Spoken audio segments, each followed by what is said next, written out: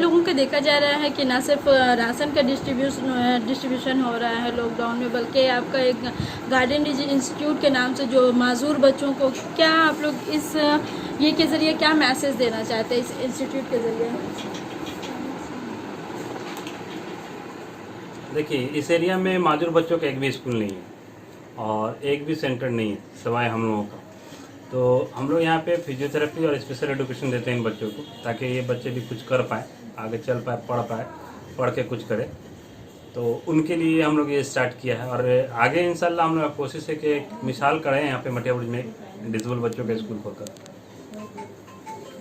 कितने बच्चों को यहाँ पे इस तरह का अभी टोटल 130 बच्चे हैं जिनको सर्विस मिल रहा है।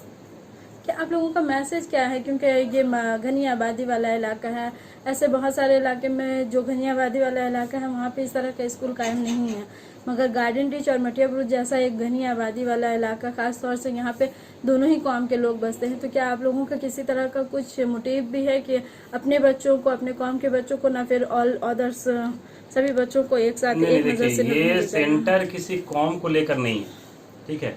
हमारा कौम जो है या हमारा जो जात बोलिए या कास्ट बोलिए, डिसेबिलिटी ही है, इनके लिए कोई काम नहीं करता है, ठीक है। और हम लोगों का मकसद ये है कि इन बच्चों को तालीम देना, वोकेशनल ट्रेनिंग देना, और जो जिनका सर्जरी से पाँव ठीक हो सकता है, हाथ ठीक हो सकता है, उसको सर्जरी ठीक करा के उनको ठीक करना, ताकि वो आम लोगों की तरह अपनी ज़िंदगी को गुजार पाएँ और वो भी पढ़ पाएँ। उनका भी हक है पढ़ने का, उनका भी हक है खेलने का, और समाज में शादी ब्याह दूसरा कोई काम में साथ साथ इक्वल पार्टिसिपेशन लेने का। अब तक कितने बच्चों को यहाँ से कामयाबी मिल चुकी है? कामयाबी अगर गिना जाए तो बहुत है, नियर अबाउट 150 बच्चे निकल चुके हैं यहाँ से कामयाब होकर। बहुत सारे बच्चे यहाँ ऐसे हैं जो जब हम लोग काम स्टार्ट किया था तो गवर्नमेंट हॉस्पिटल उनको बोल दिया था कि कभी ठीक नहीं होंगे, कभी चल नहीं पाएगा। वो बच्चा यहाँ से चला है, चल के उसका स्कूल में नाम लिखवाया, बच्चा पढ़ाई किया, 10+2 करके आज वो बीपीओ कंपनी में जॉब कर रहा है एज ए टीम लीडर।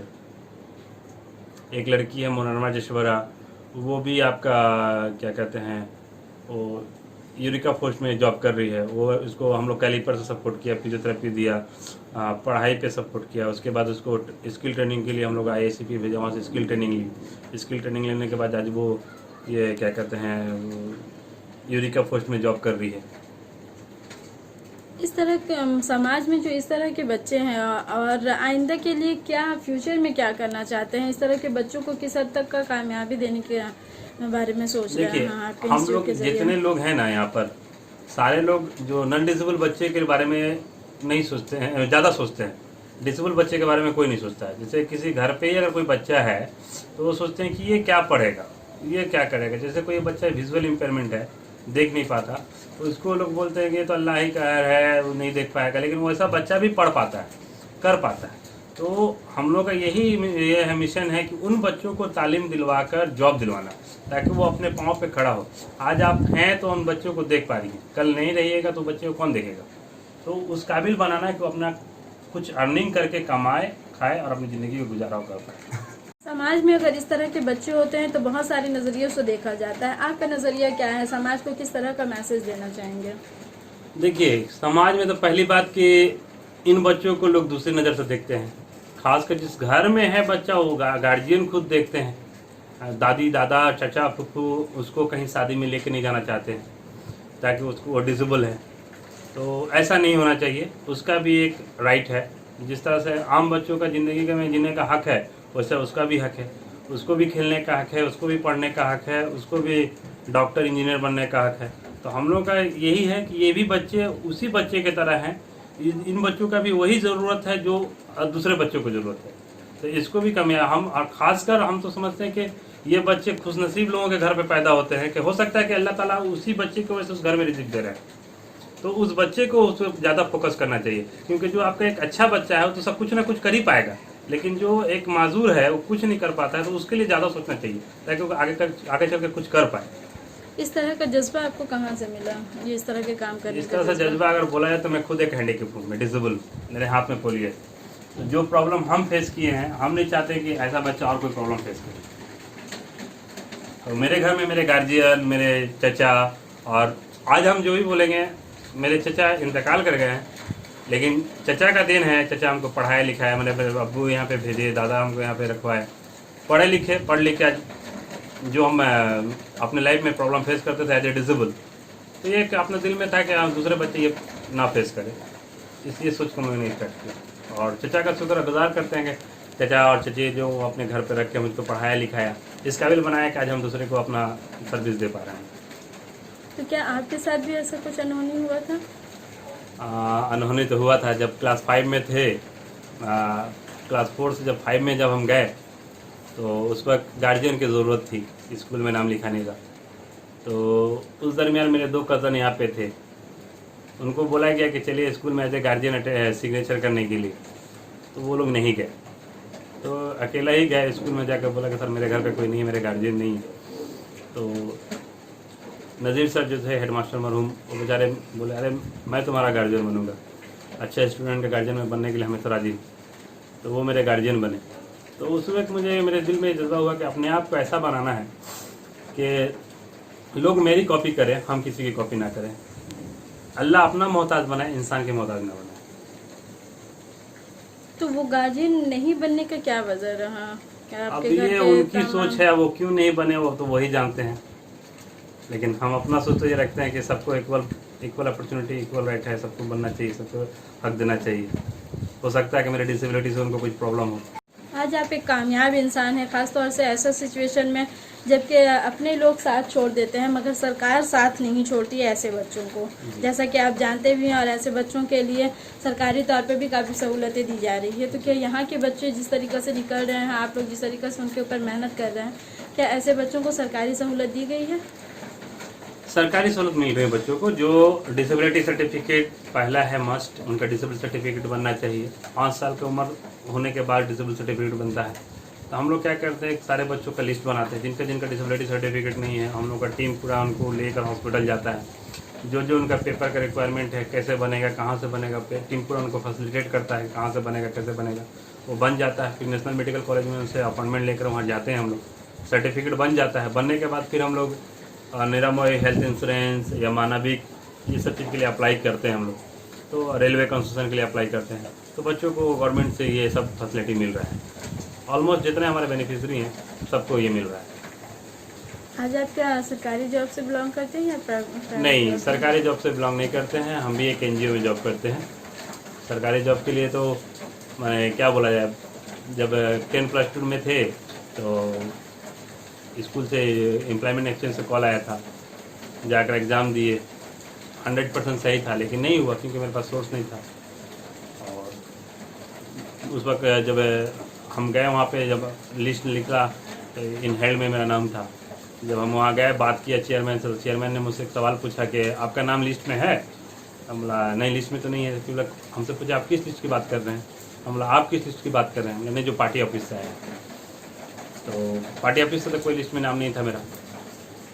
यानी कि आपका मानना है कि विदाउट सोर्स यहाँ पे नौकरी नहीं मिल मेरे हिसाब सकती से है? तो ये है क्योंकि विदाउट सोर्स जॉब नहीं हुआ मेरा। तो किस तरह का सोर्स, पॉलिटिकल सोर्स या अदर्स कोई? पॉलिटिकल सोर्स बोलिए।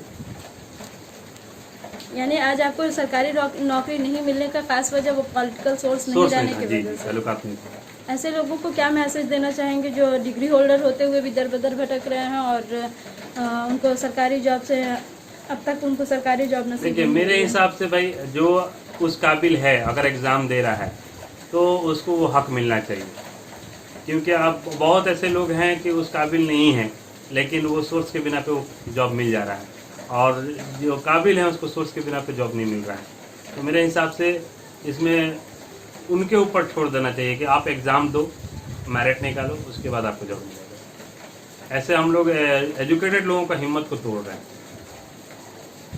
आज ये इंस्टीट्यूट को कायम किए हुए कितना साल हो चुका है? किस तरीके मेरा से वोट काम 6 साल हो कर रहे गया। हैं? ये स्टार्टिंग क्या यहीं से आप लोगों की शुरुआत रही है इसी नहीं एड्रेस से? ये एक कहानी है, इसका बहुत लंबी चौड़ी कहानी है। ये यहाँ पे एक NGO चलता था मोबिलिटी इंडिया बोलकर, वहाँ हम लोग 2001 में हम यहाँ पे ज्वाइन किए थे। हम और ये डॉक्टर राजेश कुमार रोशन साहब ज्वाइन किए थे। तो 2001 से 2010 तक हम लोग यहाँ पे काम किए। उसके बाद हमने अपना जॉब चेंज कर लिया, दूसरे NGO में जॉब करना स्टार्ट कर दिया। किसी कारण वो मोबिलिटी इंडिया यहाँ से बंद हो गया। बंद होने के बाद हम लोगों ने, यहाँ के जो गार्जियन थे हमारे घर आए, हमसे रिक्वेस्ट किए कि ये सेंटर को चालू रखा जाए, हमारे बच्चे कहाँ जाएंगे। अब बच्चे चलना सीख गए हैं, बच्चे खड़ा होना सीख गए, अब यहाँ तक ला के अगर आप लोग छोड़ दीजिएगा तो बच्चे फिर डिपेंडेंट हो जाएंगे। तो हम लोगों ने रामनगर थाना के पास फुटपाथ पे बैठकर इस ऑर्गेनाइजेशन का नाम रखा। उस वक्त हमारे पास ना ऑफिस था ना ये छत था, बस अल्लाह का दिया छत जो आसमान था वही था।